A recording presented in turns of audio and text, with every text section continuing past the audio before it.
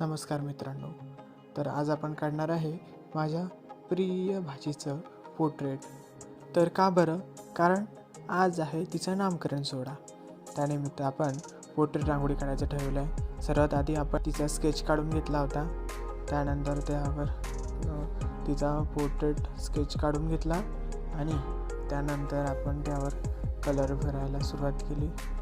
या पूर्ण कलाकृतीला मला एकूण 5 तास लागले. सकाळीच उठलो आणि मी सकाळी 7 ते 7:15 वाजता मी रांगोळी काढायला बसलो होतो.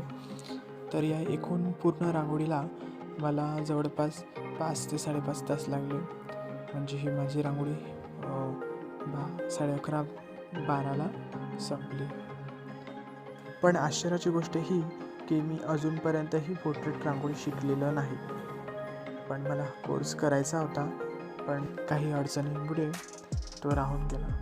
पण असो, तरीसुद्धा मी पोर्ट्रेट रांगोळी काढायची थांबवली नाही. ती मी सतत प्रयत्न करून इम्प्रूव्ह केली. तर तुम्हाला ही पोर्ट्रेट रांगोळी पूर्ण झाल्यावर कशी वाटली ते कॉमेंटमध्ये नक्की सांगा.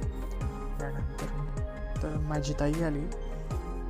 वेळ खूप होत होता, त्यामुळे मी ताईलासुद्धा काही कलर भरायला लावले, ज्यामुळे त्या रांगोळीला थोडी गती यायला लागली.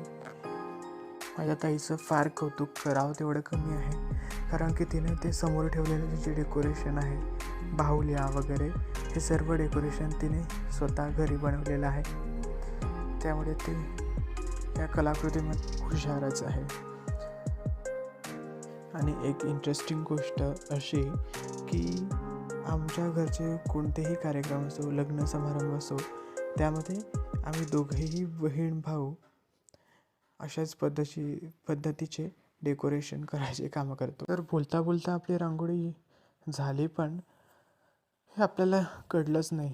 त्यामुळे तुम्हाला ही रांगोळी कशी वाटली आणि ताईचं डेकोरेशनसुद्धा कसं वाटलं ते कॉमेंटमध्ये नक्की सांगा. थँक्यू. भेटू पुन्हा ब्लॉगमध्ये.